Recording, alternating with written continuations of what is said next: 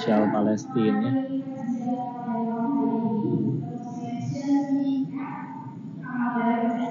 Sedekah subuh biasanya dalam bentuk uang, kebanyakannya memang sedekah dalam bentuk rezeki di atas. Biasanya orang kalau bilangnya sedekah subuh yang maksudnya ya uang sih, dan berikan yang terbaik bukan yang terbanyak ya.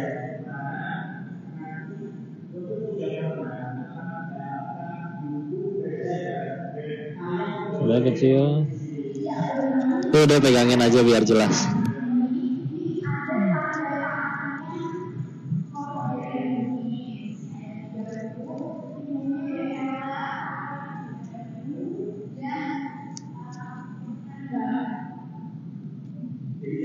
Gimana nyuruh kameramennya duduk? Insya Allah. Pegang aja ya. Jadwal kajian biasanya di Instagram, tapi kadang juga nggak sempat posting. Tapi biasanya diposting sih di Instagram. Ya nanti insya Allah.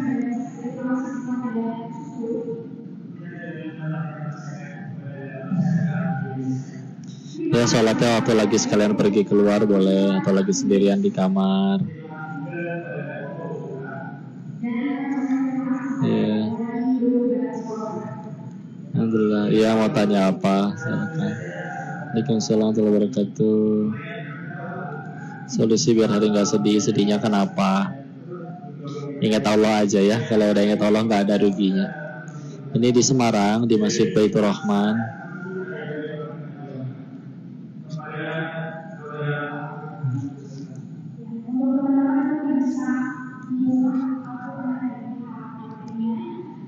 Boleh ke cincin ini, cincin nikah, dan ini dari bukan dari emas, dari apa ya, perak ya kayaknya ini. Tangerang Mas sering enggak ke Tangerang?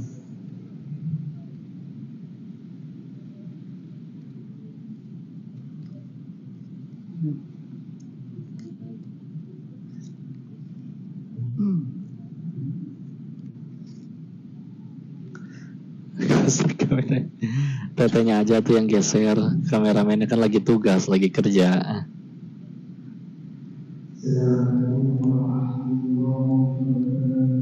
Waalaikumsalam warahmatullahi wabarakatuh. Belum selesai, ini mau tilawah dulu. Kita simak tilawahnya ya.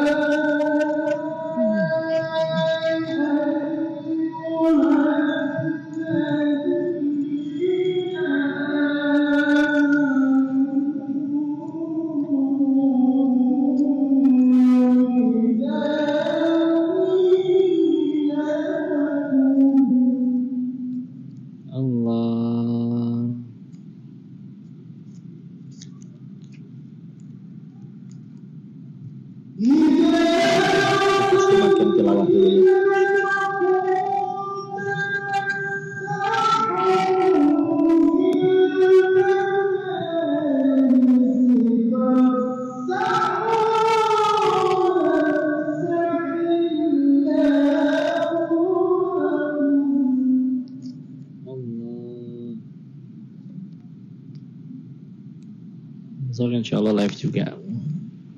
Bantu di share ya, kita ngaji bareng-bareng.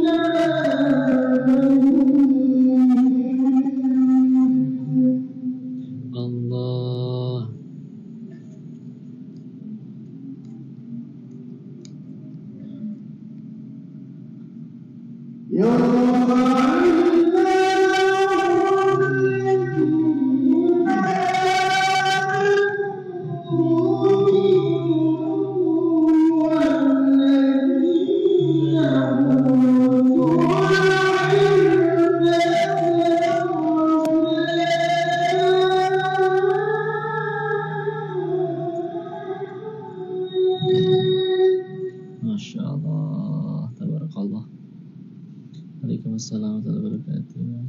Dia nunggu di hotel.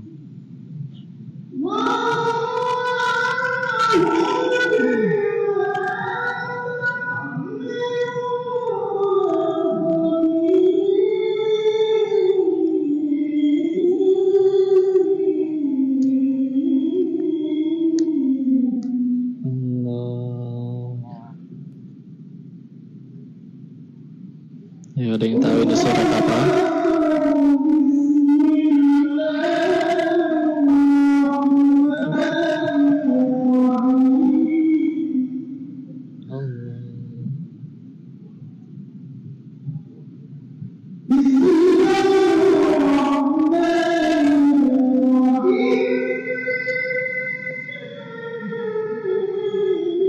Iya, lagi di Semarang.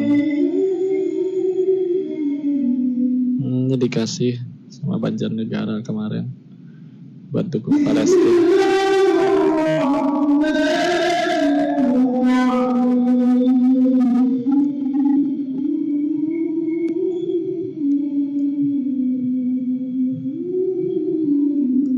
Allah.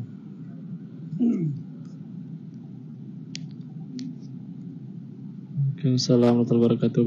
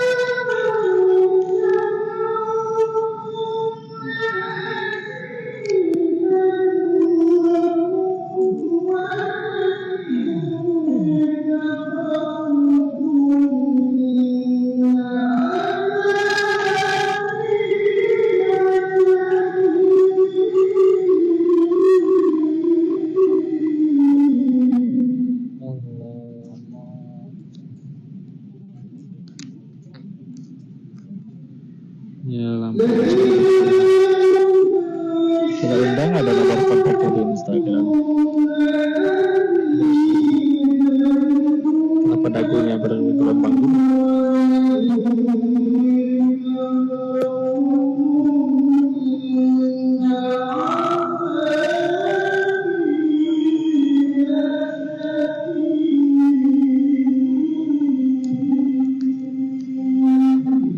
Surat Ibrahim, surat ke-14, tapi ayat ke-7-nya, bukan yang akhir.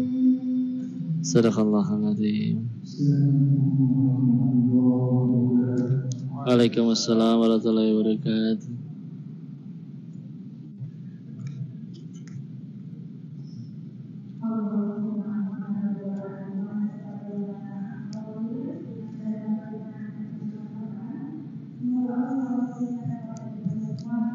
Waalaikumsalam warahmatullahi wabarakatuh. Bentar ya, masih dibuka oleh MC. Oh, masih ada sambutan dulu.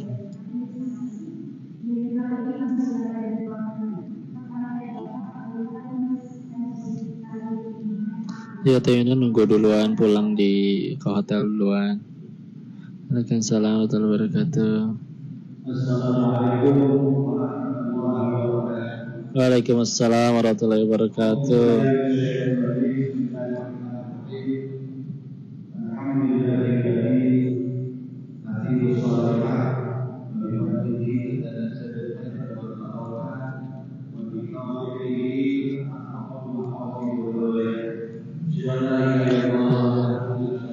Iya, kemarin ada di PT Feng Tai.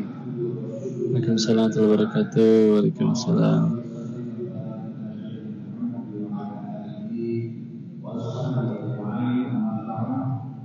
Yang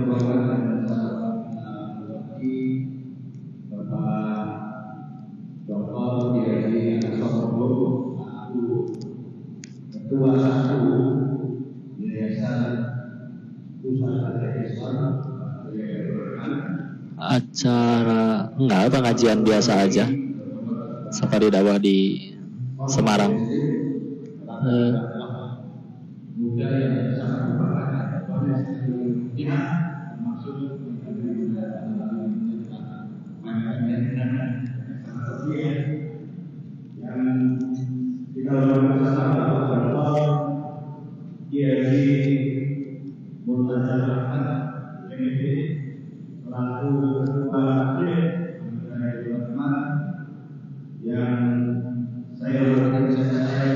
Assalamualaikum warahmatullahi wabarakatuh. Ya, ada sebagian guru mengucap Allah ketika selesai ada yang ayat yang dibacakan. Ya, mungkin beliau hanya ingat Allah dan dari dibacakan ayat Allah jadi ingat Allah. Jadi kalau teringat ingin mengucap Allah. Pikir. Kalau pengen mengucap Masya Allah Tabarakallah itu juga bagus. Waalaikumsalam warahmatullahi wabarakatuh.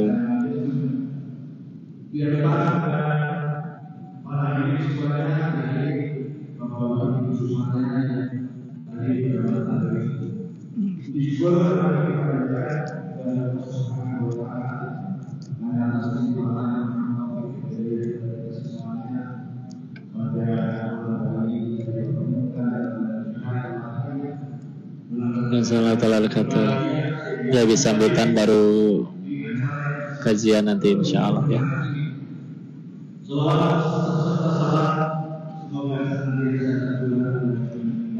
Kenapa tenggelam tadi chatnya? Waalaikumsalam warahmatullahi wabarakatuh. Iya, ini kajian Sallallahu alaihi wasallam. Tapi lagi dibuka sambutan dulu. Ini di Semarang, Masjid Baitur Rahman. Belakang pojok. Saya ucapkan terima kasih. Terima kasih.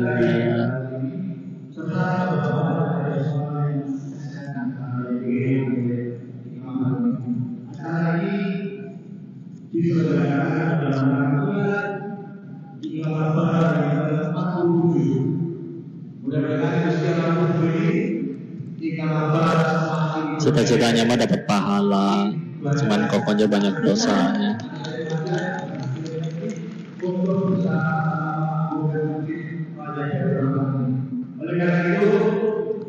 Ya, kemarin di Ladang Purbalingga. Temanya apa nih tadi panjang? Ketika cinta harus memilih, memantaskan diri, mengikhlaskan hati. Cuman tapi nggak tahu nanti MC, terserah MC. Yang ini mah talk show katanya, jadi kok cuma jawabin pertanyaan aja. Nugget, chicken nugget. Belitung kemarin itu udah ya.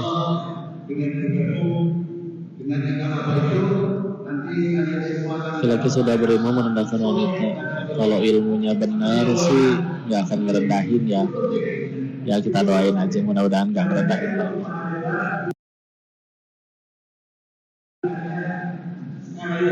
Ya, semoga cepat Allah pertemukan dengan jodoh. Kayak ke dirimu, kayak koko kayak gimana? Ya, kayak koko banyak dosanya. Waalaikumsalam warahmatullahi wabarakatuh.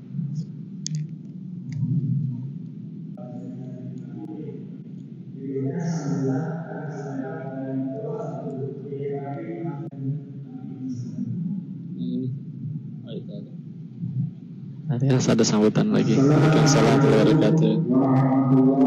Purwokerto belum tahu nih. Waalaikumsalam warahmatullahi wabarakatuh.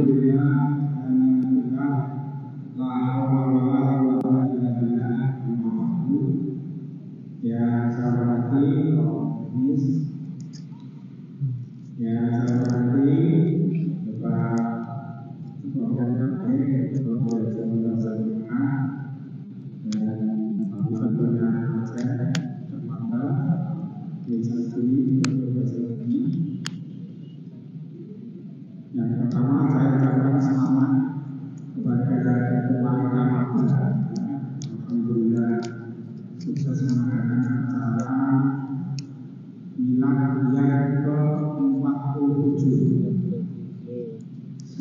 Bisanya pulang duluan nongkrong di hotel. Nanti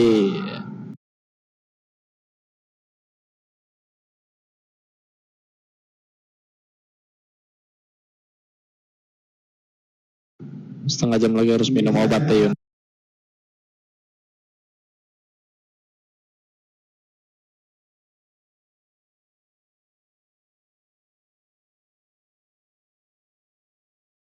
Udah.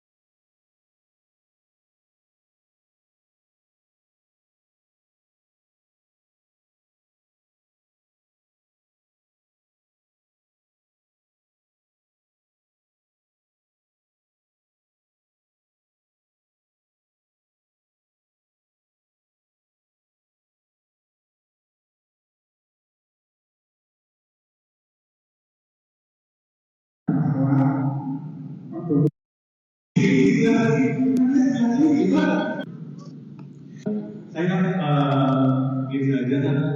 Hah? Saya panggil Antum lebih mulia.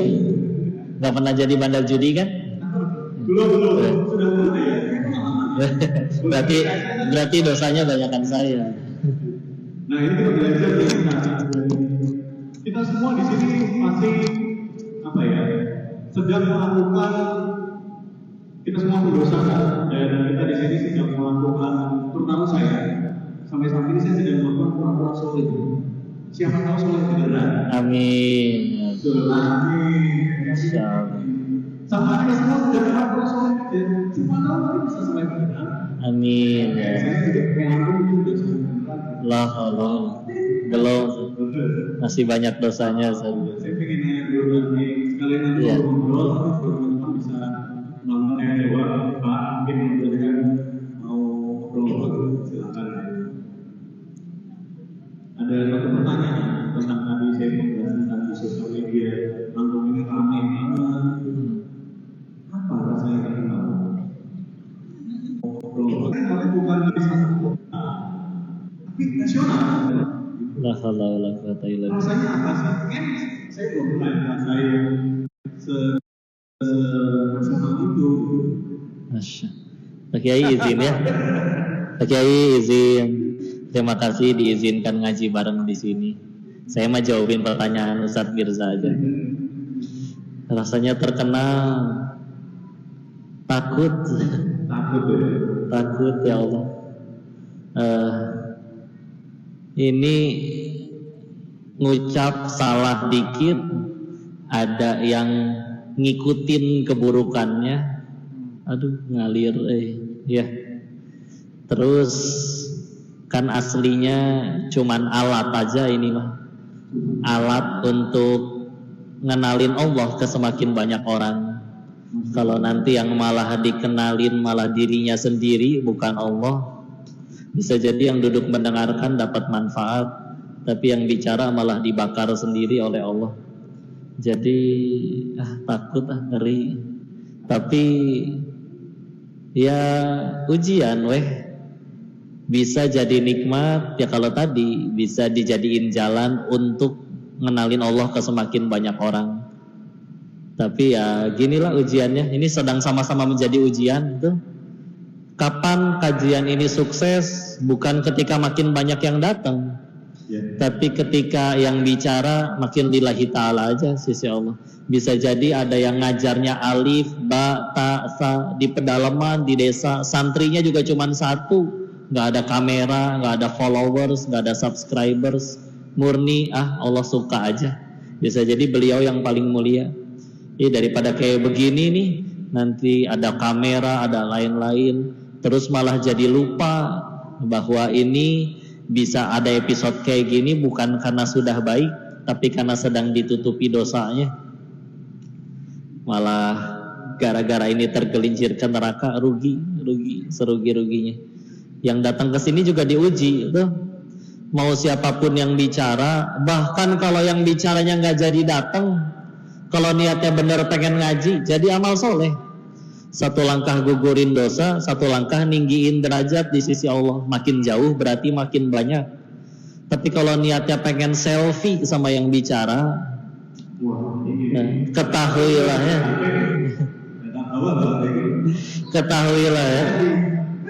Ketahuilah yang diajak selfie tidak bisa menyelamatkan siapapun ke surganya Allah. Nyelamatin dirinya sendiri aja nggak bisa. Jadi pengen minta doanya aja ke sini mah, untuk mudah-mudahan bisa jadi amal soleh. Dan nggak minta, mudah-mudahan bisa jadi amal soleh. Dan nggak minta demi Allah. Ibu almarhum Mualaf Center Indonesia, beliau menasehati doanya kayak begini setiap beres sholat. Ya Allah, matikan saya kalau hidup saya nggak jadi manfaat.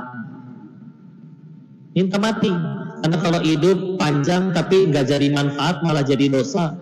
Buat apa manjangin umur kalau nambah kuota siksaan doang? Rugi. Saya nambahin, ya Allah, jangan biarkan diri ini populer atau dikenal orang. Kalau itu membuat hamba malah masuk neraka. Dulu sebelum waktu follower juga masih 2000.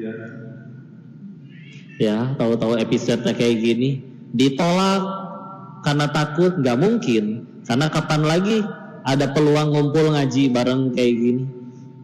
Ada peluang untuk wallahu alam dari sekian banyak yang datang ada satu aja misalkan jadi tambah dekat sama Allah. Ya harapannya gitu. Cuman kalau yang lain mungkin berdakwah ngarep pahala wajar. Kalau saya mah dengan kelakuannya kayak gitu dulu diizinin dakwah ini jadi penggugur dosa juga udah alhamdulillah banget. Aslinya mah nggak pantas. Kabar baiknya alhamdulillah tidak harus suci dari dosa dulu untuk nyampein kebenaran. Lagian kan bicara di sininya bukan pengen bikin yang dengar kagum. Ya Allah suka aja, mudah-mudahan suka beneran. Soalin lu ngaji bukan tanda orang alim, tapi tanda pengen jadi alim. Baru juga pengen, berhasil nggak tahu. Allah tolong ya jadi, Allah nggak tolong ya namanya hamba. Lagian kalau emang Allahnya udah nggak suka sama kita, udah dimatiin waktu lagi maksiat, gampang mati waktu lagi maksiat. Tapi kenapa masih rame kayak begini? Allah nungguin kita tobat aja. Ya mudah-mudahan sisa usianya bisa dipakai untuk tobat. Doain saya Ustaz ya. Insyaallah doain bersama ya. Rasa internal kita menakutkan ya. Takut ya. Hawa nafsu sih suka, tapi kita tahu Allah.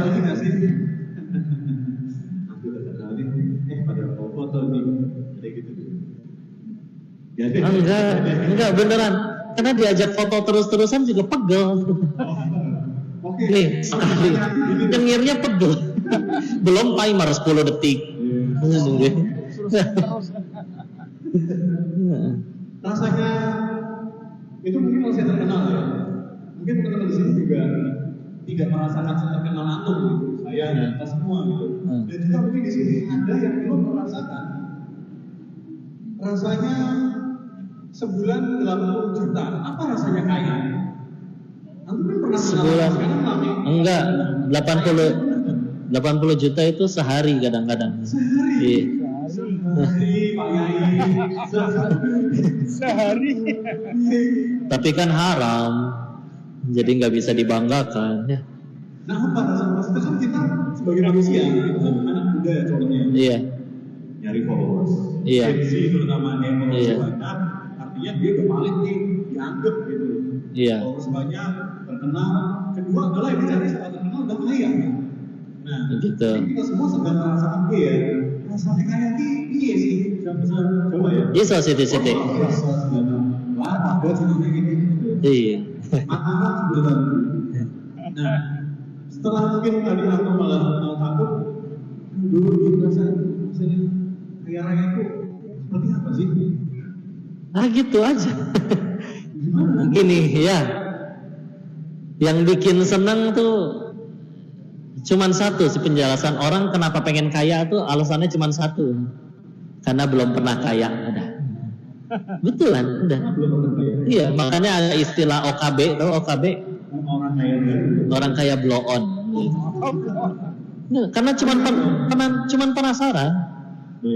Nanti kalau sudah ngerasain, manusia mah gitu bisa bosan. Waktu kita beli handphone yang baru, hari pertama menyenangkan, tapi handphone yang sama di tahun ketiga juga udah biasa aja, udah dilempar-lempar udah biasa aja.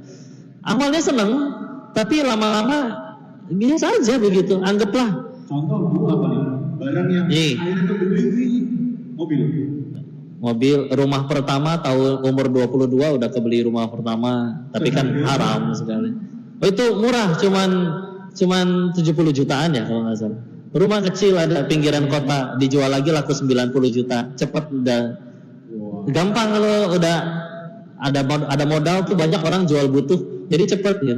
Jadi ngumpulin 0 sampai 100 juta itu lebih lama daripada ngumpulin 100 juta sampai 500 juta.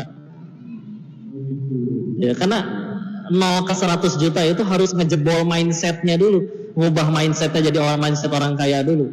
Terlepas ya udah ada yang ngatur rezeki lah ya. Tapi awalnya seneng, tapi lama-lama gitu aja biasa. Contoh, kan kalau kaya bisa beli makanan 1000 bungkus, yang lain cuma 1 bungkus. Tapi nanti akan ngerti, emang perut kita muat 1000 bungkus? Enggak. Tapi kan bisa dibesokin, emang besok belum basi. Tapi kan bisa diangetin, nggak akan seenak beli baru. Terus gimana kalau pengen lebih enak, udah kepalang beli 1000, coba gerak bagiin, ngeliatin senyum dan syukurnya orang-orang. Oh itu beda. Lagian tempe bacem yang nyaris basi sama stik tenderloin daging wagyu import seporsi cuman segede gini 800.000, kan bedanya cuma 5 cm di sini doang. Kalau dia cadel berarti 3 cm, ya kan agak pendek lidahnya. Begitu udah ketelen, nggak ada bedanya. Kenyang makan tempe sama kenyang makan daging, podo ae. Metune podo mambu. Iya kan? Ini makanan kenapa mahal gini kok? Oh iya, nanti keluarnya wangi. Enggak, tetap bau. Sama aja. Iya. Enggak. Sepatu 50.000 sama sepatu 50 juta tetap bau kaki. Ya, bisa beli rumah, villa gede, tidurnya tetap di atas kasur, segede-gedenya juga 2x2, nggak mungkin ngegelinding guling-guling ke setiap bagian rumah. Dan kalau mau jujur yang lebih nikmatin si Mamang sama si Bibi berenang tiap hari di kolam di villa. Iya, tiap hari lari-larian di taman kayak film India. Mamang, Bibi, nanti malam mau tidur di lantai berapa sayang? Tiap bulan digaji. Dan gak mikirin hisap, yang punyanya belum tentu tiap tahun datang. Mau diaku nggak bisa, nanti ketahuan KPK ya. Gaji karyawan, maintenance kolam renang, ngisi token listrik, nggak mungkin villa ngisinya 20.000, malu ya. Terus hisap, repot. Jadi sama aja gitu-gitu aja, nggak kuat. Kok bisa beli barang banyak? Yuk pergi berangkat. Ada IKEA nggak di sini? IKEA ada? Nggak ada ya? Atau pergi, ya misalkan kebeli rumahnya, kebeli isi furniture dari IKEA-nya ya, tetap aja kudu ngegotong. Bisa bayar orang, ada proses buat ininya. Enakan di surga, pengen apa langsung ada gitu. Jadi seenak-enaknya hidup di dunia teh masih ada aja masalahnya. Ya. Apalagi ngelihat di sana, bahkan yang jauh lebih kaya aja lebih stres hidupnya. Ada aja pasti masalahnya ya. Enggak.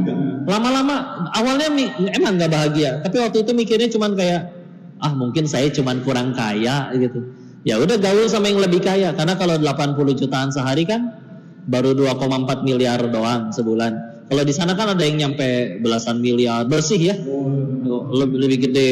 Tapi mentok nggak bahagia. Bahkan anaknya kuliah di Jerman, di London, banyak yang lebih senior-seniornya, atau bahkan anak kita kalau bosen paling minta uang jajan berangkat ke warung. Anak mereka kalau bosen ambil handphone pesen tiket ke Singapura, jalan-jalan. Kapan pulang? Nunggu bosen, nggak nunggu uang habis. Nggak bawa baju, kan di sana banyak mall. Iya, kan nanti pulangnya bawa enggak, tinggal aja di sana kaos doang mah. Ya, meskipun kaosnya kadang ya kaos-kaos yang merek yang ada gambarnya buaya tuh Lacoste, ya selembar 5 juta bagi mereka nggak kerasa. Tapi wajahnya si bos Sundarzudi tadi, ada satu episode lagi makan di restoran, sebagaimana di Indo lah. Seberangnya restoran mewah, seberangnya angkringan misalkan ya, atau pecel lele gitu. Itu ekspresi si orang kaya itu berubah ketika ngelihat ada seorang ibu di seberang jalan disuapin jeruk sama anaknya. Udah dikupasin, serabut putihnya udah dicabutin, diantarkan ke bibir ibunya, dan tangannya udah standby di bawah mulut si ibu nungguin bijinya. Itu wajah irinya si orang kaya itu, yang penghasilannya 8 miliar ke atas sebulan bersih, lebih putus asa, lebih iri daripada irinya orang yang hobi mobil, belum pernah beli mobil tapi datang ke pameran mobil. Kan kalau orang hobi mobil, belum pernah beli mobil, datang ke pameran mobil, paling agak norak kan? Foto sama pelek, ya, dipajang di handphone, gitu kan? Tapi enggak, baper, tapi masih ada cahaya kan di wajahnya. Saya tinggal kerja keras, suatu saat kebeli nih mobil. Kalau mitos dipegang dulu, Iya. tahu nanti bisa beli beneran. Iya, colek diendus. Mobil gitu Pak, Mbak saya pegang setirnya dulu, nanti bisa beli, bisa. Oh gitu, ya. Mindset, ya. Tapi sih, yang tadi terlihat iri yang putus asa, nggak ada cahaya di wajahnya, seolah kayak akhirnya kan ngobrol kan, karena ekspresinya berubah. Baru aja cerita tentang anak-anaknya tadi, ada yang kuliah di Jerman, London. Maka dia bilang, lu lihat dari gua deh, Nis, apa yang kurang dari gua bro? Kita jauh-jauh usaha kesini nih, dapat nih, kita tidur juga dapat duit bro, dari para pemain judi yang kalah, ya. Dengan segala macam resiko kita udah tempuh, dimusuhin orang, bertentangan dengan hukum. Walaupun dia bukan muslim ya, tapi kalau saya bahasakan, tapi lu lihat yang di seberang tuh, demi Allah anak gua nggak pernah kayak gitu. Nyoba hibur dong, kan anak lu kuliah di luar, di Jerman, di London. Kalau mau jujur mah bro, terakhir nelpon juga bulan lalu, itu juga minta duit. Kalau kita yang kangen, nelpon, di reject lu sama dia, lagi main sama temennya. Giliran butuh duit, nelpon, hari itu juga mesti ditransfer. Kalau nggak ditransfer, di blok lu gua. Anak sendiri yang dikuliahin di luar. Nyoba ngibur yang lain. Kan masih ada anak yang tinggal serumah, yang sering keluar negeri itu. Di rumah juga nggak pernah ketemu. Ya kan, kalau pernah mampir ke rumah-rumah orang yang terlampau kaya kan, dari ruang tamu ke kamar anaknya harus naik angkot tuh. Ini kan roller coaster. Ada gitu. Ya di kamarnya lengkap, PlayStation, televisi, internet semua ada. Nggak pernah ketemu. Kadang mereka bisa bilang lebih rindu waktu gue masih anak-anak masih kecil, kemana-mana kita cuma naik Jupiter, daripada sekarang udah masing-masing gue naik Lambo, anak gue naik BMW, bini gue udah disupirin lagi naik Mercy-nya. Nggak pernah ketemu, nggak pernah ngobrol. Sebagian dari mereka malah ada yang ngegerutu sendiri. Kenapa? Ya kitanya di sini nyari duit, bininya di Indonesia punya berondong dibawa pulang ke rumah. Ada aja yang kayak gitu. Jadi dia aja pengen berhenti, ada mentok lah, pasti punya masalah sendiri. Ya mudah bagi Allah tinggal ngasih masalah biar supaya kebahagiaannya hilang atau gimana.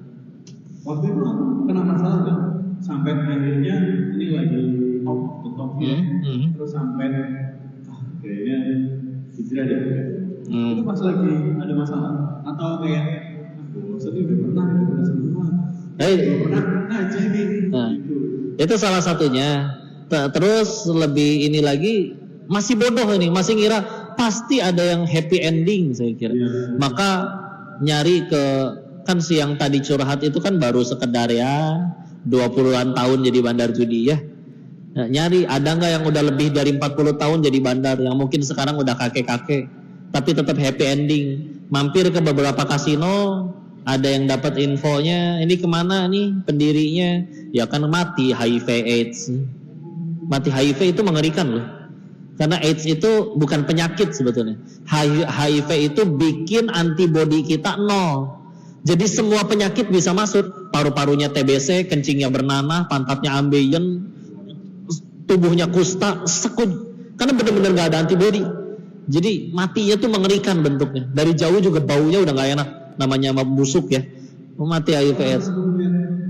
Iya, ada orang HIV di sana. Banyak ya, ada banyak yang terjun bebas mereka nyebutnya. Nah, nggak usah diperjelas tapi ya. Ya karena sering gonta-ganti pasangan dan lain-lain. Nyari ke kasino yang lain agak gila, ini pendirinya kan anak istrinya kabur sama laki-laki lain. Ke kasino yang lain kan masih di penjara, dikhianatin anak buahnya. Ada nggak sih yang masih kaya? Oh itu yang di depan kasinonya. Tapi kan anak-anaknya mati overdosis narkoba semua, sebatang kara hidupnya. Jadi nggak ada yang happy ending. Ya lagian, jadi akhirnya baru nambah ujiannya. Akhirnya kan tidak menemukan alasan kenapa masih harus tetap di sana. Karena dunia mulai membosankan, semua udah pernah nyobain. Yang ada di sana juga kalau ditanya nggak pengen selamanya hidup kayak begitu. Yang udah lebih lama nggak ada yang happy ending. Udah sadar lah pokoknya, cepat atau lambat. Dan mereka kalau ditanya juga nggak ada yang mau selamanya hidup kayak gitu. Ya, dugem nih sama perempuan-perempuan pada kurang bahan di situ bajunya. Ya, tapi kalau ditanya endingnya pengen kayak gimana? Endingnya mau kayak gimana? Pengen di rumah hangat kumpul sama anak-anak katanya. Sederhana gitu. Sederhana. Ya kan pilihan perempuan lu udah banyak. Ya kali gua nikahin perempuan di kayak gitu. Padahal tiap hari kumpulnya main kayak gitu. Jadi baru diujinya pas hijrah nih, ya enggak?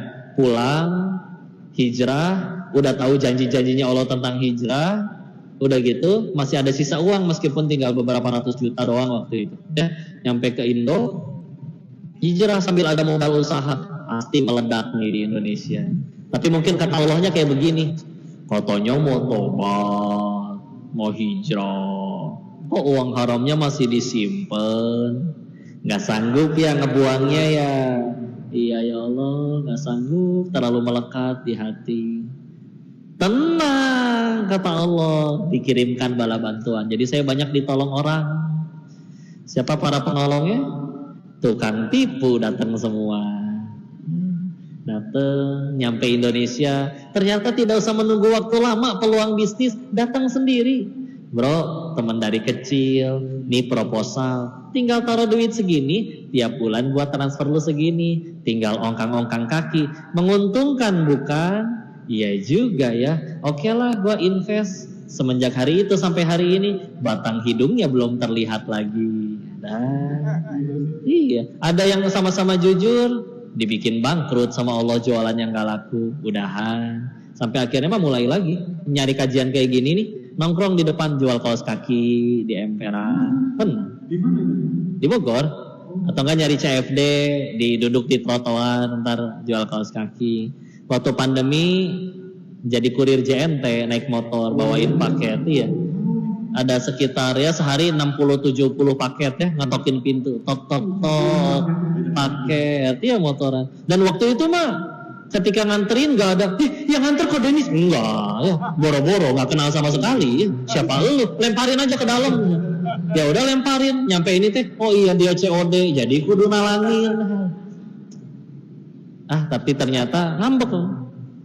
Katanya hijrah ditolong percuma, nonggeng, sujud, sholat. Tapi akhirnya setelah 3 tahun, ya udah. Setelah ada beberapa tahun, pertolongan ternyata. Sisa uang haramnya jadi nggak ada yang kemakan. Alhamdulillah. Repot lah kalau misalkan masih kemakan uang haramnya, jadi bencana pasti.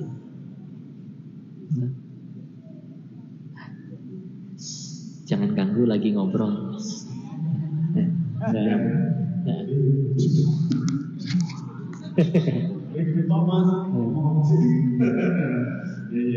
Ya gitulah ya. Ya, itu perjalanan untuk bisa menemukan kebahagiaan untuk memantaskan diri ya. Iya, memantaskan diri. Karena ya malu lah sama Allahnya. Terlalu baik, terlalu banyak diampuni, terlalu banyak nggak tahu sih diampuni atau belum. Seumur hidup nggak pernah dapat SMS selamat tobat Anda telah diterima gitu, nggak pernah dapat. Tapi ya yang pasti terlalu banyak ditolong Allah. Maka ya mantesin lah, ibarat kita juga kalau ada orang yang baik sama kita aja, kita pengen berusaha balas kebaikan ya kan, berusaha mantesin kan. Nggak usah gitulah. Kita mau kondangan, ngasih apa nih? Spray. Mantesin atuh, masa cuma spray? Dulu aja dia kondangan kita ngasihnya TV gitu kan. Ada kata mantesin kan? Ya kan? Ya segitu ke orang. Apalagi ke Allah tuh. Allah ba'ala. Akhirnya untuk memantaskan dirinya itu memang belajar langsung ke Ahim apa sempat kayak ikut kajian kayak gini kan? Oh iya, ikut sering cuma bahkan diganti. Kajian dulu, ngaji dulu, ada waktu sisa baru kerja atau nyari duit atau ngurus usaha. Karena udah pernah nyoba kan waktu di Thailand, nyari duit melulu, nggak ada waktu buat Allah, nggak bahagia juga. Pengen ngetes, kalau nyari Allah dulu baru nyari duit mati enggak ternyata ya. Alhamdulillah nggak mati, tambah gemuk malah ini. Dikasih makan melulu ya. Ya udah gitu aja. Jadi tapi lebih senang kajian yang datang ke rumah gurunya. Jadi lebih intensif soalnya. Jadi biasanya sampai nginep. Ntar kalau iya, kalau talaki kan bertatap langsung ya. Ada sebagian guru yang di Bogor sampai diizinkan mulazamah. Beliau kajian di mana saya ikut dampingin aja. Ikut menyertai guru. Ada almarhum Kiai Haji Ustadz Ahmad Fatur Rahman. Nyantri. Bahasa Jawa nyantri. Iya, baru yang nyantri yang mukim yang di Darut Tauhid yang ketemu AA mah memang 2 tahun setelah pulang. 2 tahun setelah pulang. Jadi sebelum itu ya macam beres ini, di situ ada terima setoran hafalan, ya udah setoran ke situ. Kalau jadi gitu aja dari beres pagi, ntar ada biasa, ntar pada zuhur, ntar ada nyari lagi yang di mana. Itu aja nyari terus. Tapi rasanya ikut kajian ada perasaan kayak mungkin kita yang dirasain itu sih kayak dulu karena anak muda ya, muda itu kan pasti selalu berkaitan ya yang tadi ada rasa ingin dikenal, kaya, juga mendapatkan kasih sayang. Betul? Gak berapa rumah. Dengan Anton itu memulai perjalanan yang tadi sampai sekarang ini memang menemukan jodohnya ini memang sudah bisa udah yang nyari kayak teteh nih sekarang. Oh iya. Ustazah. Waktu itu pengen nikahnya karena sadar sudah jadi fitnah gitu. Ya. Sadar sudah jadi fitnah. Iya, satu ya sudah dewasa, sudah harus mohon maaf ya lah, makin besar kan berarti sudah akil balik, sudah punya syahwat, nggak boleh jadi dosa ya. Terus pengen punya yang ngedampingin dakwahnya, udah gitu memang sudah jadi fitnah dalam artian kayak contoh kayak gini, kita punya majelis di Bogor waktu itu. Jadi di antara mereka izin kadang punten di antara para akhwatnya suka ada yang berantem sendiri. Yang satu ngaku-ngaku, si Ko Denis ngapain sih ngechatin aku melulu? Aku kan bukan siapa-siapanya. Padahal saya juga nggak tahu dia siapa. Dia ini posisi sudah belum nikah? Enggak, belum terkenal. Oh maksudnya tapi aku di situ dan memang glowing ya berarti ya? Ya gimana? Udah saya kayak nggak minta terlahir begini sih. Iya, ntar mereka enggak dia begini, nggak tahu, nggak.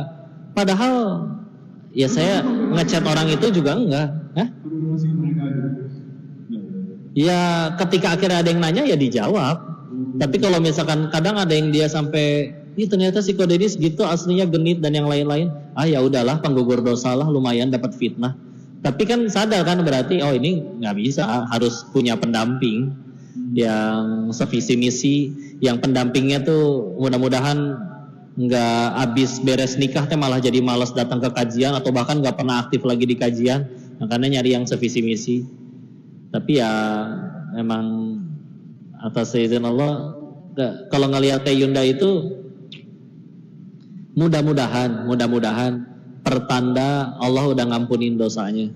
Karena kan kata Allahnya di Quran surat 24 An-Nur di ayat 26 terkait yang wanita keji untuk laki-laki yang keji, dan begitu juga sebaliknya. Maka kan ya Allah, diri yang layak Allah matikan ini waktu lagi maksiat di sana, kalau dicari cita-citanya mah pengen punya yang baik, tapi ya mana ada yang baik di tempat judi mah begitu kan. Maka pengen punya yang baik, terus kok Allah malah berkenan mengizinkan kami menikah. Padahal kan kalau dilihat layak-layaknya mah nggak layak sama sekali dengan beliau itu. Maka ya Allah, mudah-mudahan ini pertanda yang lama dosa-dosanya udah diampuni, karena ya dipersatukan dengan yang nggak begitu. Dia judi nggak pernah, narkoba nggak kenal, ya minum-minuman keras nggak kenal, dan yang lain-lain nggak kenal. Jadi ya itu mah harapan ya, karena seperti itu. Dan ternyata ternyata kata guru, ayat itu tuh bukan berarti kalau aku buruk nggak boleh sama yang baik, bukan. Ternyata kata guru itu, ayat itu tuh sebetulnya maksudnya adalah sama kayak misalkan kalau pengen kaya, jangan kaya dulu baru sedekah. sedekah dulu, nanti Allah jadikan kaya. Kalau pengen dapat imam yang soleh, jangan tunggu imam yang solehnya datang baru kita jadi soleha. Jadi soleha dulu, nanti Allah kirimkan imam yang soleh. Layakan diri dulu jadinya. Teman-teman juga banyak ya, kayak mungkin memahami mau nih gimana sih? Pokoknya mau yang soleh. Yang pertanyaannya yang solehnya mau nggak sama kamu gitu ya? Ya, intinya sih melayakan ya. Kadang orang sih ketika secara manusiawi dan fitrah tertarik dengan lawan jenis ya. Karena Allah nyiptainnya Adam dan Hawa, bukan Adam dan Asep, betul? Nah, ketika akhirnya tertarik lawan jenisnya. Tapi kadang ketika tertarik yang lebih sering dipikirin adalah gimana caranya dia naksir. Minjem jaket temen, nyanyiin lagu, beliin handphone, lain-lain gitu ya. Padahal kan hati manusia tidak dibulak-balikan oleh itu. Kok ada yang mau tuh dinikahin gara-gara dibeliin mobil? Kan kita mencari yang menggandeng tangan kita ke surga, bukan menggandeng tangan kita ke showroom. Ya, jadi ya udah, berarti sedang dijauhkan dengan yang tidak cocok. Jadi kalau mau, yuk layakan diri dulu di hadapan pencipta jodoh. Baru kalau sudah dianggap layak, mudah bagi sang pencipta jodoh ngirimin jodoh yang terbaik. Definisi layak apa? Definisi layak nih, pantas. itu Allah yang nilai. Tugas kita terus aja. Apa yang harus dilakukan? Yang Allah suka. Contohnya? Allah nyuruh apa? Sholat ya sholat. Sejauh ini 5 waktunya misalkan masih kendor, ya udah zuhurnya jangan 5:30 lagi, asarnya jangan 5:30 lagi, subuhnya kadang 8:30. Ya udah mulai dari on time dulu. Ya. Kalau on time udah layak belum? Gak tahu, terserah Allah. Terus gimana? Ya udah terusin aja, apalagi yang belum. Mulai duha, awalnya 2 rakaat, lama-lama 8. Udah 8 udah istiqomah selama setahun terakhir nggak pernah bolong. Mulai tahajud udah nggak pernah bolong. Mulai 1 hari 1 juz. Udah gitu gimana lagi? Oh mulai puasa ayamul bid nggak pernah bolong. Akhirnya mulai Senin Kamis gitu lama-lamaan Nabi Daud. Sampai kapan? Nggak akan habis. Karena yang nilai Allah udah. Lakukan apa yang suka. Iya tuh. Karena kalau mau jujur gitu ya, yuk jawablah ya. Kita semua punya keinginan nggak? Ya. 2. Allah punya keinginan nggak? Punya, ingin kita bahagia dan selamat, betul? 3. Dari lahir sampai detik ini jujur. Lebih banyak mengejar yang Allah suka atau yang kita suka? Udah ngejar yang kita suka terus kok masih gampang ngeluh? Masih gampang ngecewa? Maka harus berapa kali patah hati lagi baru sadar bahwa bahagia itu ada pada yang Allah suka, bukan yang kita suka. Jadi setiap kali terjadi sesuatu bukan, waduh saya nggak suka, bukan. Gimana caranya aku jadi disukain Allah gara-gara kejadian ini? Udah ya tambah dekat. Hasilnya gimana?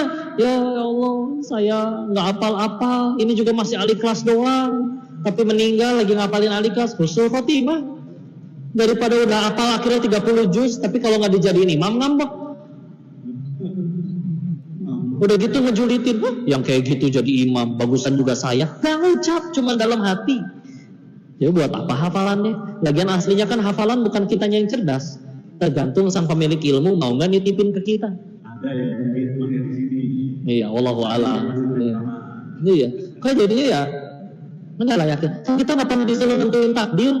Apakah kita disuruh, hey Denis, kamu meninggal harus centang biru ya? Enggak. Kamu meninggal udah pernah foto sama Raffi Ahmad belum? Enggak.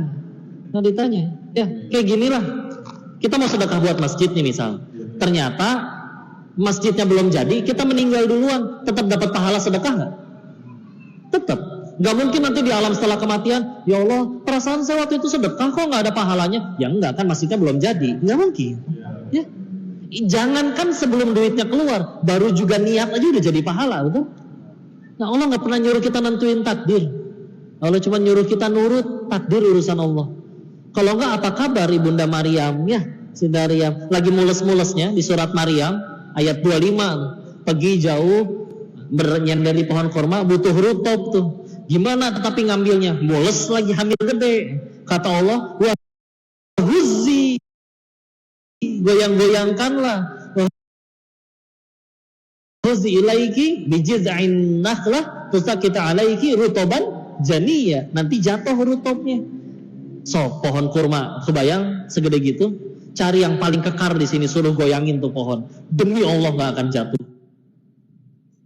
bayangin lagi mules-mulesnya perempuan sendiri, lagi mules hamil gede, goyangin pohon, tenaganya segede apa? Tetap aja jatuh. Pikirannya jelas, aku nggak pernah disuruh nentuin takdir. Allah suruh goyangin, takdir urusan Allah. Kalau nggak apa kabar perang Badar 313 lawan 1000? Dan kapan sih kita lebih besar daripada kaum musuh kita dalam urusan peperangan? Allah nggak pernah nyuruh kita nentuin takdir. Tugas kita nurut takdir urusan Allah. Yang bikin kita nggak maju-maju kan kita mikirin takdir. Apa? Ganti kepala cabang, ganti kebijakan. Saya rusak nih kerja di sini. Mendingan saya resign. Nih so tahu. Katanya gara-gara katanya udah S1, S2, S3, S-teler. Terus kamu udah sepinter apa emang? Allah nggak pernah nyuruh nentuin takdir. Kenapa tiba-tiba kamu jadi seolah yang tahu segalanya sampai nggak berani ngapa-ngapain? Toh akhirnya berhasil nggak berhasil, tercapai nggak tercapai, apakah Allah segitu teganya menyia-nyiakan semua perjuangan kita? Asli nggak akan disia-siain, pasti dihargain.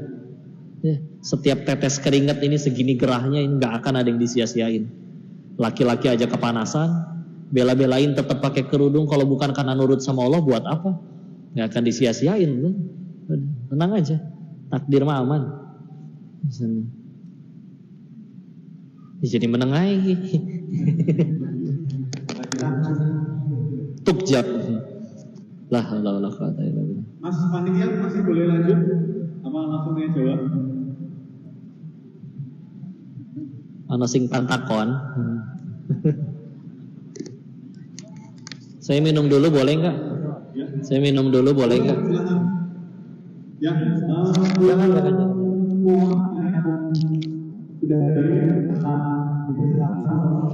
sudah mungkin bisa dibantu dari teman-teman dari panitia Maba untuk yang pertama langsung satu. Yang pertanyaan ini ya akan saya kasih belajar bang guru sahabat nanti akan mendapatkan hadiah ya, mungkin bisa dibantu dengan Ya, ini tadi minumnya tangan kanan ya. Tapi kan ini kamera depan, di kamera kalian akan muncul di tangan kiri. Ya, tapi di tangan kanan. Premium dari Telkom Indonesia. Silakan. Ini kanan. Ini depan yang baju coklat.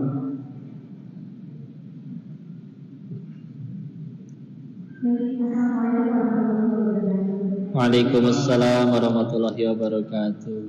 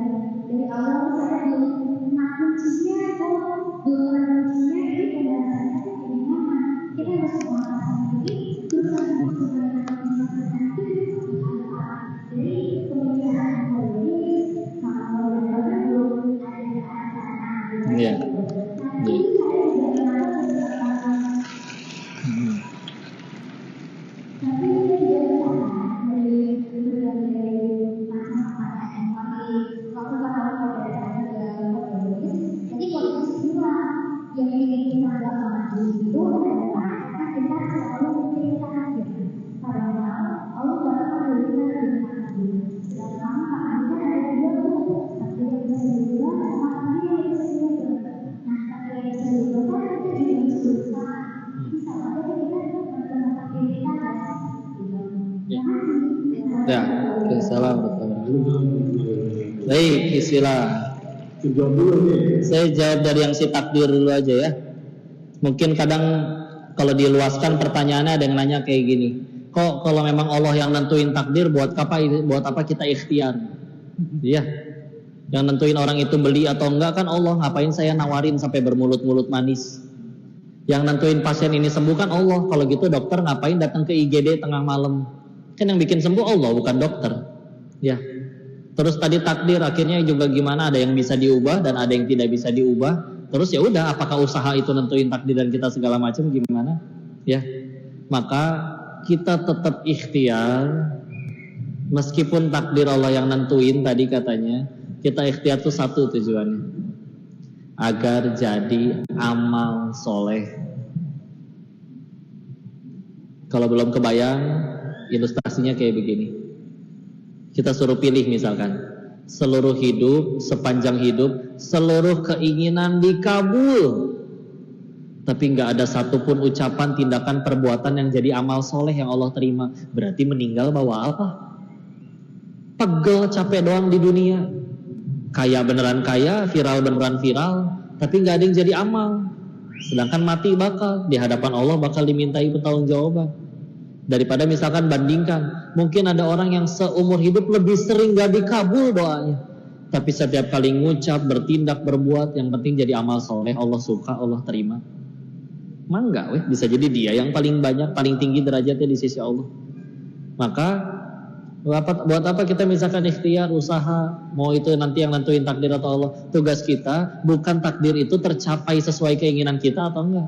Yang lebih penting adalah ujung-ujungnya Allah suka atau enggak sih. Itu yang lebih dipikirin oleh orang-orang yang lihat ya, orang soleh zaman apapun ya, yang lebih sering mereka pikirin setiap terjadi sesuatu cuma satu, gimana caranya aku tambah dekat sama Allah gara-gara kejadian ini. Udah. Makanya pilihannya dua, kalau nggak syukur tobat biasanya, karena syukur nambahin nikmat. Tadi dibaca oleh qori kita surat Ibrahim ayat ke-7-nya, ya, la in syakartum la azidanakum. Atau nggak tobat ngejauhin dari musibah. Contoh, Nabi Sulaiman segitu kaya dan berkuasanya, dapat istri ratu yang singgasananya segede lapangan bola terbuat dari berlian permata. Malah Rabbi auzi'ni an ashkura ni'amataka allati an'amta 'alayya wa 'ala walidayya, al-ayat selanjutnya. Ya Allah, ilhamkan, rezekikan aku untuk bisa bersyukur. Saking nunduknya di hadapan Allah, pengen bersyukur aja minta tolong dulu ke Allah. Sedangkan kita kadang tiap bulan gajian lancar tapi ngambek tiap bulan karena duitnya lewat doang. Padahal cara nambahin nikmat, cara terbaik untuk melanggengkan nikmat adalah dengan disyukuri. Karena Nabi Sulaiman paham, ini saya tahu nih, ini yang paling penting bukan aku suka atau enggak, udah mah kaya, dapat istri cantik, kaya juga lagi, enggak. Yang lebih penting gimana caranya gara-gara kejadian ini saya tambah dicintain sama Allah. Sibuk bersyukur jadinya beliau. Kalau nggak sibuk bersyukur, pilihan yang kedua, Nabi Adam alaihissalam misalkan. Kalau kita ibarat lagi di kelas, tahu-tahu diajakin bolos, ketangkep sama Pak Guru, kan kita bilang, kan saya diajak Pak. Nabi Adam juga bisa kalau mau jujur ngomong kayak gitu. Ya Allah, pan kau tahu saya tadi ajak si iblis. Iblis well tuh yang dihukum. Kenapa saya juga kena? Enggak ngomong kayak begitu. Tapi malah surat ke-7 Al-A'raf ayat 23. Rabbana zalamna anfusana wa illam taghfir lana wa tarhamna lanakunanna minal khasirin. Ya. Wahai Tuhan kami yang zalim. Cukup. Enggak peduli salah siapa. Karena yang paling penting buat saya gara-gara kejadian ini bukan saya disalahin atau siapa salah atau saya bersih. Yang penting gimana caranya, gara-gara ini saya tambah dekat sama Allah. Wahai Tuhanku, saya yang zalim. Cukup. Kadang-kadang kita kalau ada masalah salah fokus. Contoh, aib kebuka, netizen menghujat, apa yang lebih dipikirin? Gimana caranya mereka cinta aku lagi? Gimana caranya nama saya bersih lagi? Salah. Yang lebih harus dipikirin adalah gimana caranya gara-gara kejadian itu aku jadi tambah dekat sama Allah, jadi diampunin sama Allah. Apa artinya netizen kembali cinta tapi Allah masih ngambek, kita nggak tobat-tobat? Rugi. Apa artinya satu dunia benci tapi akhirnya gara-gara itu kita diampunin Allah? Alhamdulillah. Ya gitu aja, udah aja. Jadi ya udah gitu aja, yang penting masalah takdir.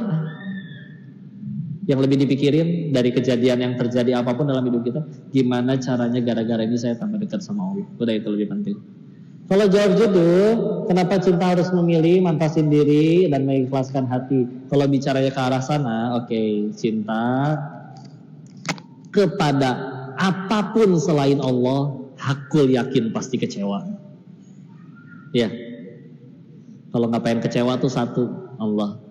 Kok berarti kita nggak boleh cinta kepada manusia gitu? Nanti kan bakal nikah. Boleh, tapi cinta kepada manusia yang tidak akan mengecewakan adalah cinta kepada seseorang yang dia juga cinta sama Allah. Iya dong. Karena kalau udah dia yang dikejar cintanya kepada Allah, nggak peduli ya kita mau ngapain aja. Bagi dia yang penting Allah tambah suka. Contoh suami istri ini dari awal mengaku aku nikah untuk Allah. Hei pasanganku, aku nikah bukan untuk kamu ya, untuk Allah. Ya, maka dari awal udah menegaskan satu sama lain. Hei pasanganku, ketahuilah, ketika kebaikanku muncul dan kebaikanmu muncul, lalu kita saling mensyukuri, berarti kita sedang mendapat pahala syukur. Berarti kita sedang menjadi ladang pahala syukur satu sama lain. Dan kita butuh pahala buat ke surga. Tapi demi Allah akan ada hari di mana aku berbuat buruk karena aku tidak sempurna. Engkau mungkin akan menyakitiku, aku mungkin akan membuatmu menangis. Tapi ketika keburukan kita muncul satu sama lain, ketahuilah, tidak ada yang sia-sia, itu akan menggugurkan dosa-dosa kita. Berarti engkau sedang menjadi jalan bagiku untuk tambah dekat ke surganya Allah dengan cara dosaku digugurkan. Maka baik maupun burukmu, semuanya hanyalah fasilitas bagiku untuk tambah dekat kepada Allah. Aku gak peduli mau kamu kayak gimana. Selagi itu membuatku tambah dekat kepada Allah, aku akan tetap berbakti kepadamu. Aku akan tetap menjadi imammu. Aku akan tetap memberikan yang terbaik untukmu. Karena yang aku inginkan bukan cintamu, tapi cinta penciptamu. Selesai urusan. Kenapa akhirnya banyak yang menyerah? Ya udah, mungkin belum Allah yang dikejar. Kenapa sih dia naruh anaknya sembarangan? Di film drama tuh nggak kayak gitu. Apalagi dibandinginnya yang pakai skenario, atau di drama mah kecelakaan juga masih pakai blast on. Ya udah, capek. Ini kalau misalnya gimana? Yuk, sibuk melayakkan diri di hadapan Allah. Nanti mudah bagi Allah membulak-balikan hati siapapun yang berurusan dengan kita, juga jadi pengen baik sama kita. Ikhlasin hati, ya kudu ikhlas. Gimana caranya kalau misalkan gak ikhlas kepada Allah? Apapun kalau gak ikhlas kan berat. Ya. Ya mungkin belum ikhlas sama mantannya. Allahu a'lam. Ya. Apapun kalau gak ikhlas kan berat. Ya. Contoh ya, kita nyapu, debunya dibuang ke depan rumah. Tiba-tiba ada tetangga minta, Bu, buang debu ya? Boleh saya minta gak debunya? Monggo, silakan. Nggak ada perasaan sedih, kecewa, ya emang nggak ada arti ya buat kita. Ya ikhlas ya kayak gitu ya. Tapi Allah ngasih peribaratan itu loh.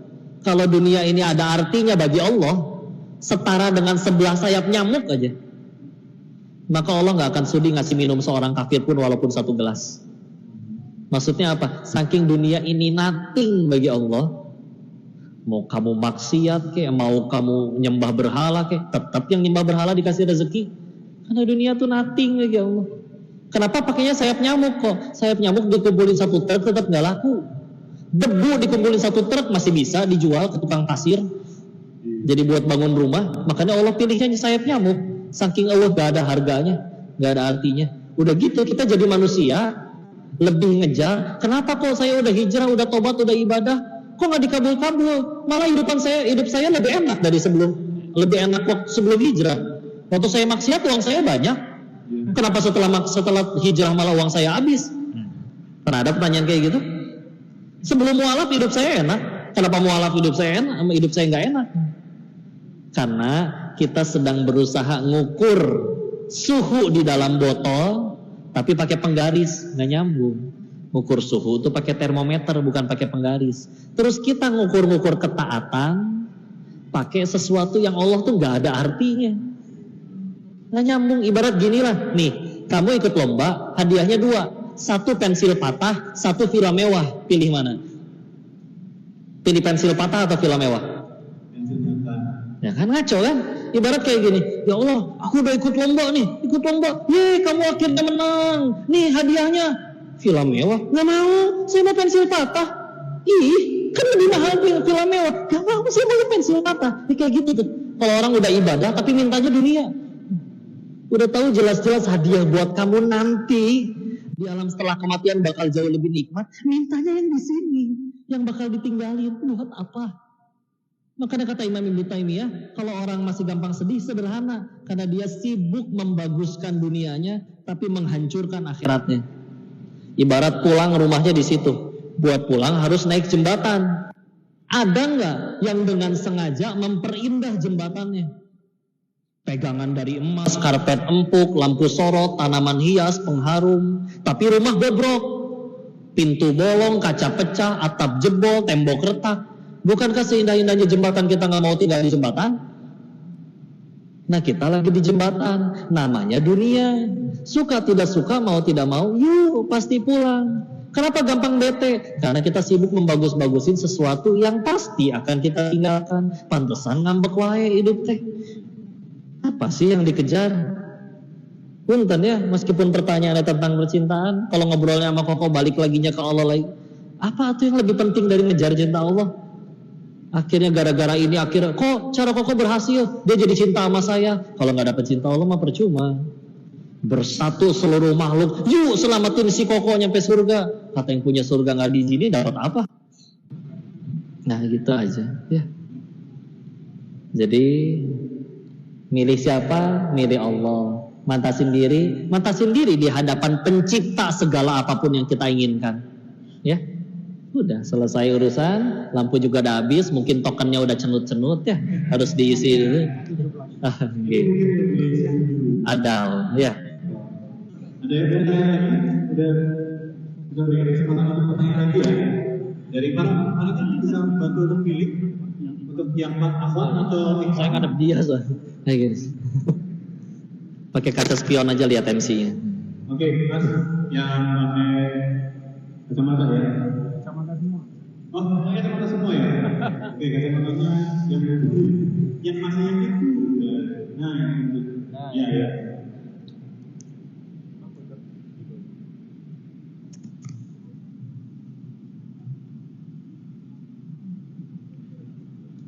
Pencet ngomong. Ya. Halo, Bro. G.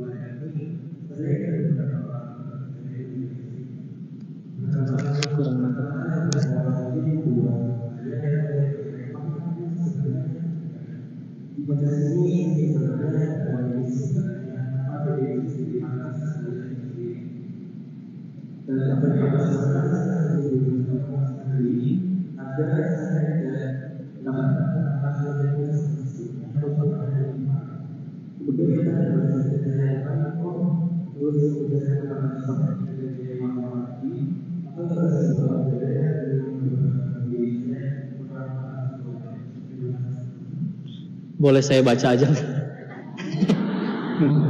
Tadi agak kecepatan, mohon maaf. Kalau udah umur segini tuh, aduh.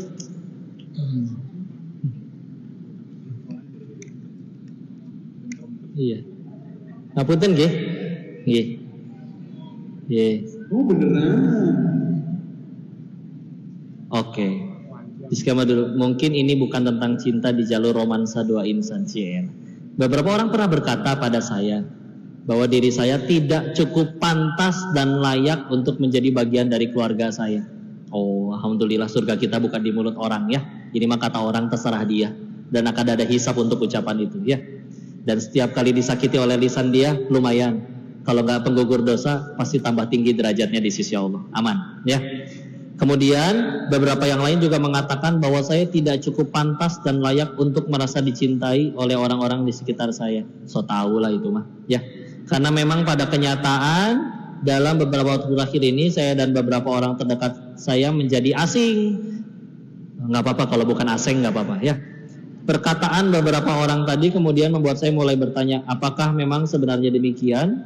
Di majelis ini saya izin bertanya pada Ko Denis apa definisi dari pantas dan layak itu sendiri, dan sampai batas mana saya harus berusaha memantaskan diri agar saya tidak mendapat perkataan menyakitkan seperti sebelumnya atau bahkan yang lebih parah. Kemudian apa yang harus saya lakukan? Mengejar kata pantas seperti kriteria orang atau berlapang dada menerima bahwa memang diri saya kurang pantas dan layak. Bismillah. Ini ngapunten. Bismillah ya. Kalaupun ada satu-satunya yang pengen kita kejar, baik cintanya, kelayakannya, ya Allah aja ya. Karena balik lagi ya. Anggap kita ya udah saya pengen jadi lebih hebat, saya pengen kaya, sukses, tampan, rupawan, punya karya dan lain-lain, sehingga akhirnya seluruh manusia di planet bumi seluruhnya kagum dan menjadi followersku. Tapi kalau misalkan itu yang jadi tujuan kita, bukan pencipta para mereka yang jadi tujuan kita, capek ya, tetap repot.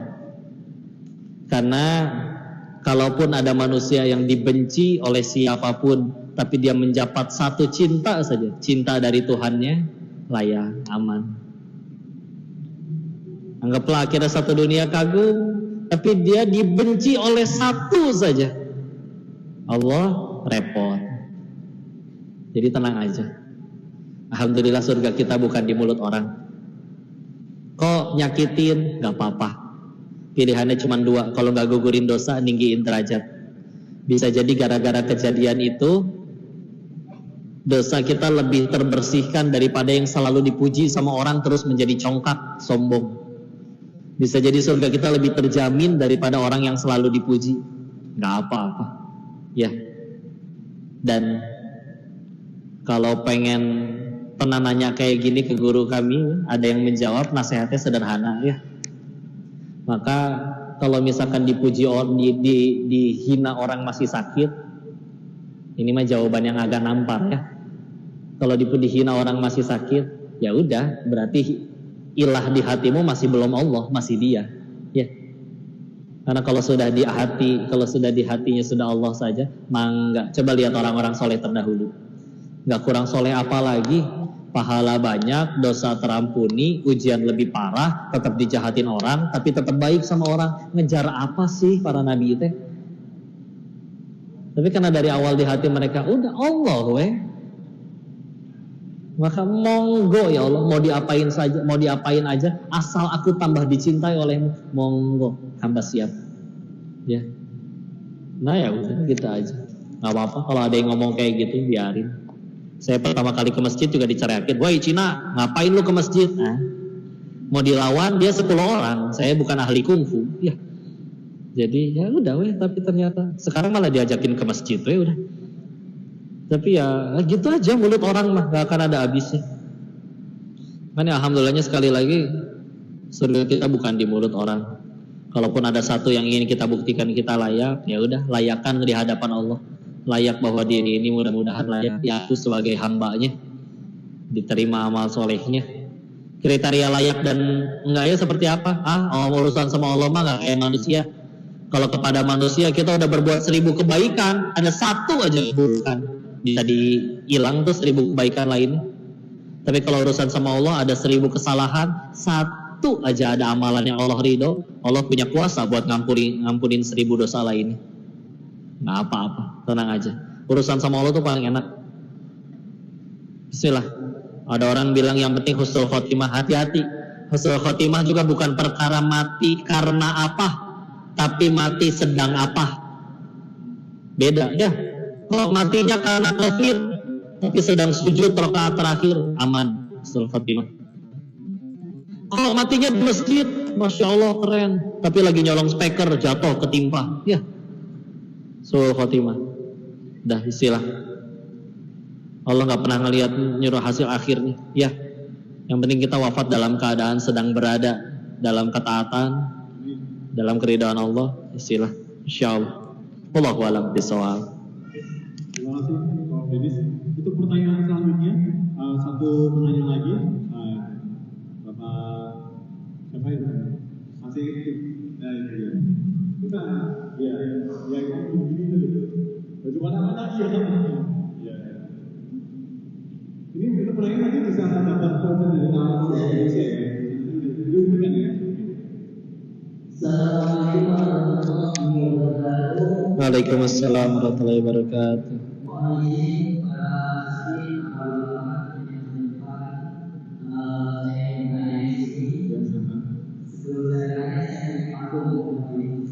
Cakep. Monggo.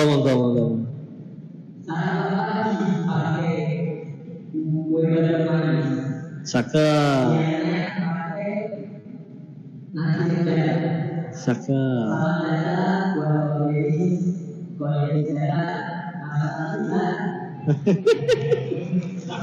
Allah.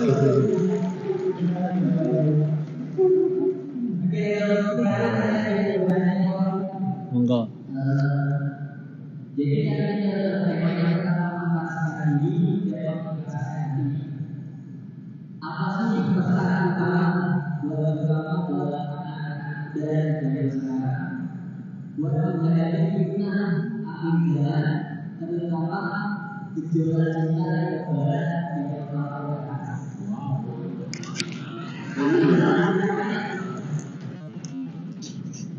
Oke.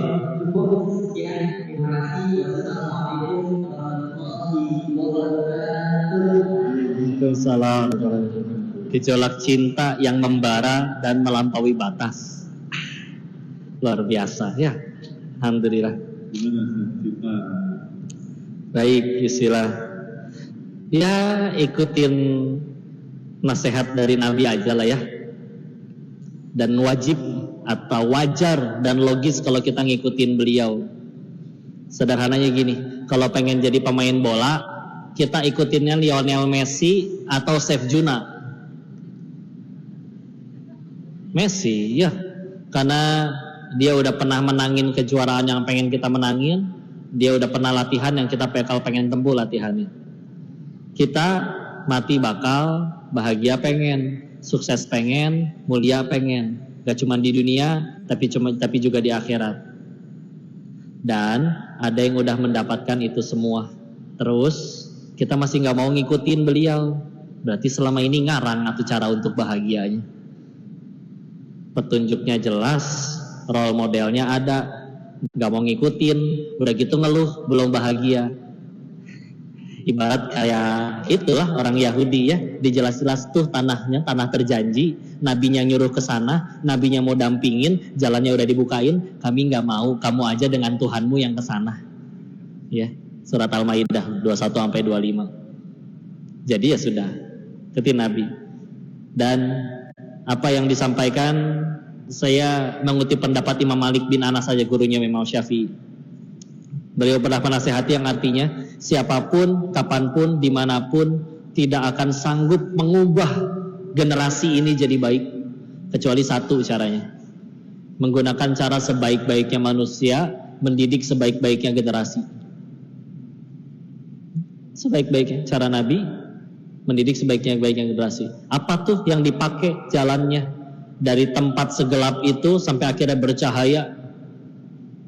Berpegang teguhlah kepada dua hal ini, yang kamu nggak akan tersesat kalau berpegang kepada dua hal ini. Ya udah, balik lagi aja lah. Ya udahlah, Al-Quran dan Sunnah itu yang dijadikan pegangan. Karena semuanya bisa salah, karena mereka bukan makhluk yang maha benar. Tapi kalau misalkan datang dari yang maha benar, Allah, ya nggak mungkin salah Al-Quran dan Sunnah. Mungkin kita yang belum ngikutin ya. Ikro, iya kita ikro baca, tapi lebih sering baca grup, baca WA, baca komen, bukan baca itu ya. Atau bicara, iya makan babi mah enggak, tapi Al-Baqarah 275 nih, kalau saya ikutin saya nggak punya motor nih, akhirnya leasing ya, riba ya. Yuk total kafah, berpegang teguh kepada dua ini, sisanya Allah yang urus kita ini. Karena kalau mau jujur, sekian banyak masalah manusia, yuk kalau mau dicari pasti ada yang ngundang. Apa bedanya? Kalau ngundang, kalau kita yang ngundang pasti perih. Karena kan tadi katanya dua. Kalau sesuatu kepahitan itu ujungnya dua. Kalau nggak gugurin dosa, pasti ninggiin derajat. Gimana cara bedainnya? Kalau buat gugurin dosa, perih biasanya. Lihat yang pada diputusin pacar, karena telah mendoakan si penciptanya. Pacarnya telepon tengah malam datang, pencipta pacar memanggil untuk menggapai kemenangan, nggak datang. Ya, perih. Tapi kalau untuk meninggikan derajat, meskipun kata kita itu orang berat banget hidupnya, tapi bagi merekanya, enggak, biasa weh, lempeng. Kita kalau ngelihat ujiannya para nabi, kok berat banget, bagi merekanya terus aja. Nggak ada yang pernah ngeluh, ya Allah gini-gini amat jadi nabi, tahu gitu nggak mau jadi nabi, nggak ada. Karena udah. Karena itu semua buat ninggiin derajat. Kembali kedua itu, karena kalau sudah kembali kedua itu, bisa menjawab pertanyaan apapun, bahkan solusi solusi percintaan, solusi rumah tangga, solusi persahabatan, solusi sebagai penuntut ilmu. Sempurna Islam itu. Kembali kepada Al-Quran dan Sunnah. Ya, wallahu a'lam bishawab. Oke, untuk pertanyaan selanjutnya untuk Ahmad ya. Ahmad ya. Tadi pertama ya. Ya, silakan.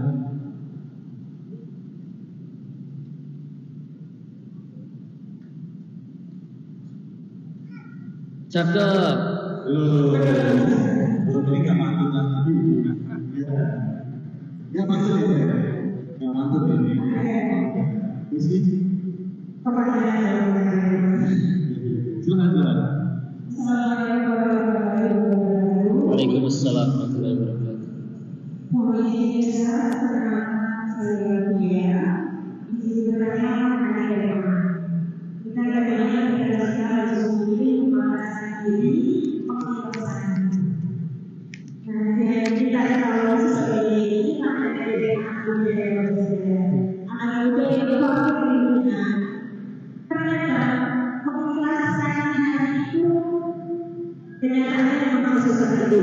Ya.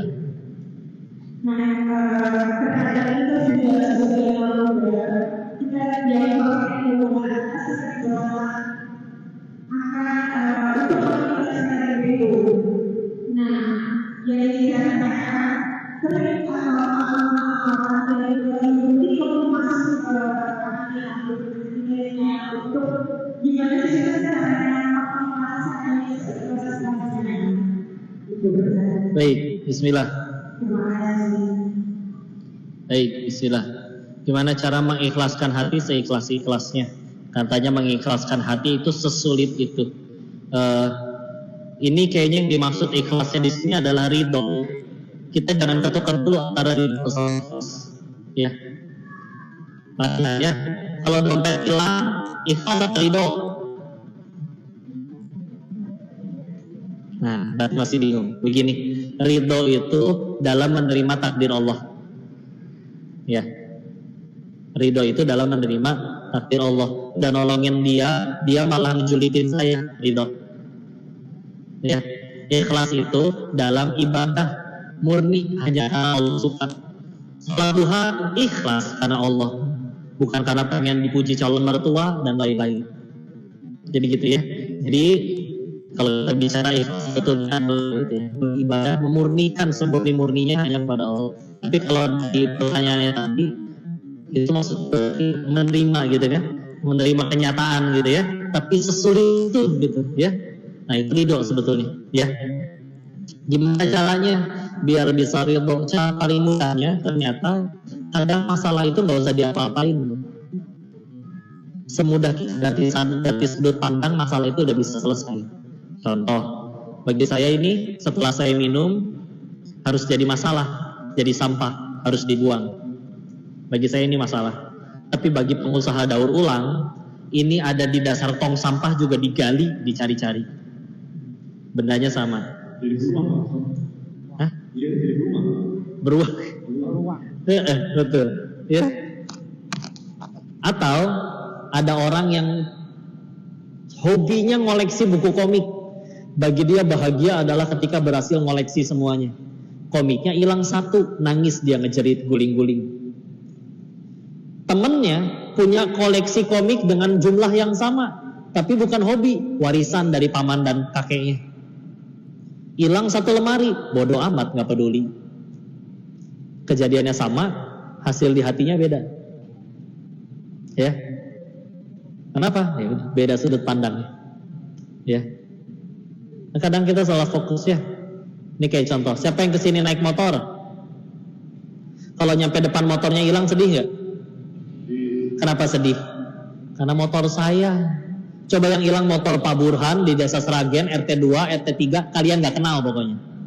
Sedih nggak motor si orang tidak dikenal itu hilang? Enggak.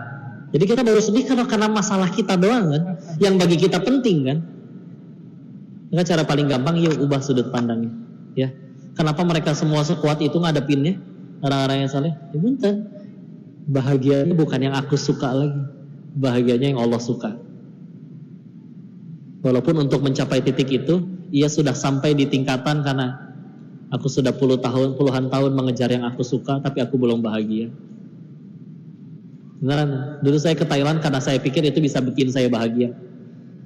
Saya ngiranya uang banyak bisa bikin saya bahagia.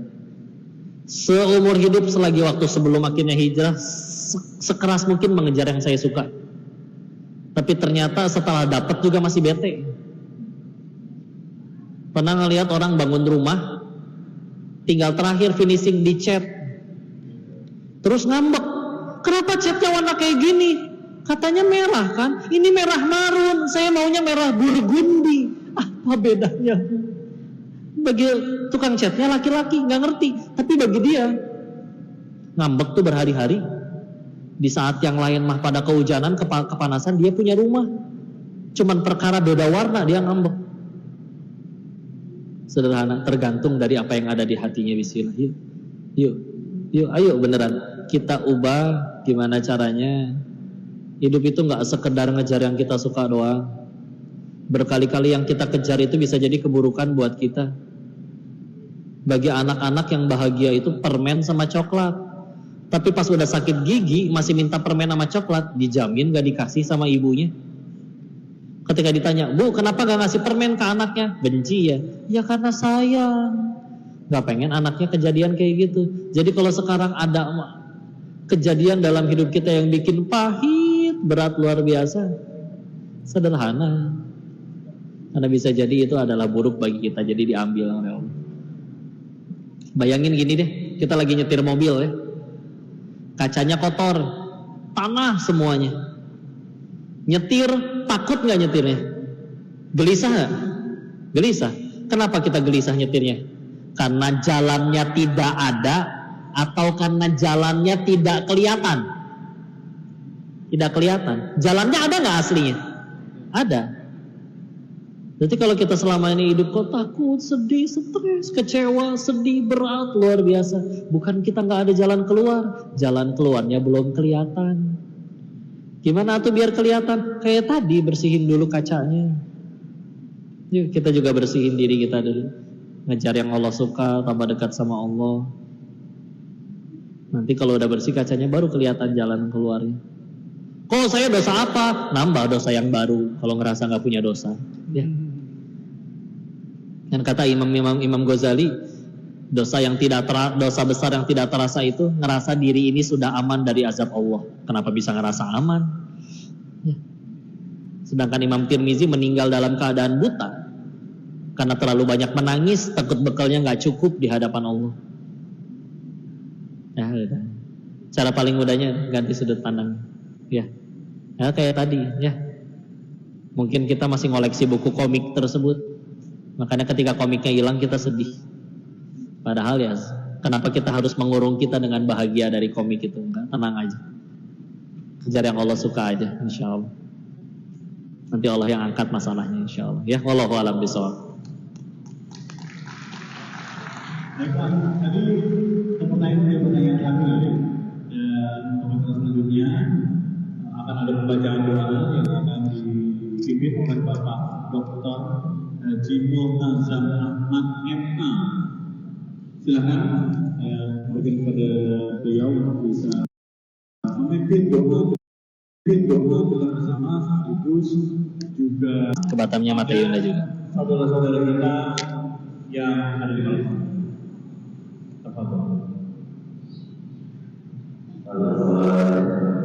A'udzubillahi minasyaitonir rajim. Bismillahirrahmanirrahim. Alhamdulillah.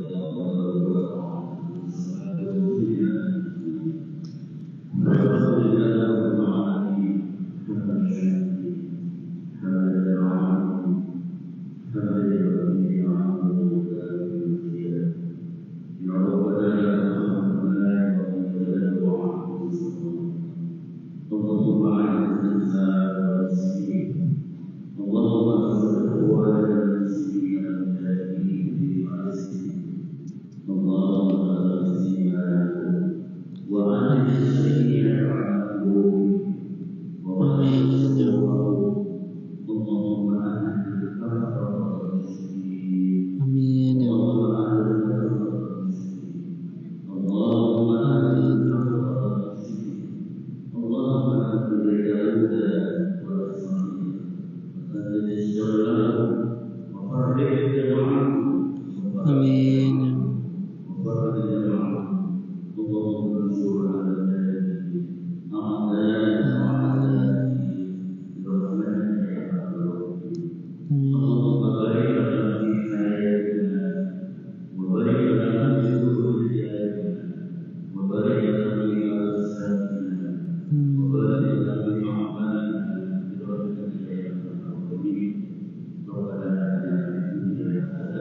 Amin ya Allah. Amin ya Allah.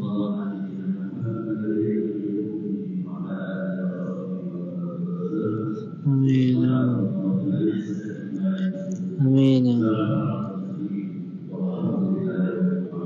Amin. Kita tutup doa dulu ya. Alhamdulillah rabbil alamin.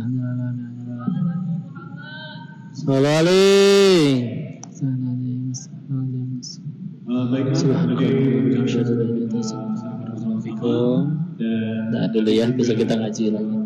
Besok masih ada 2 tempat lagi di Semarang. bersama Barakallahu fikum. Assalamualaikum warahmatullahi wabarakatuh.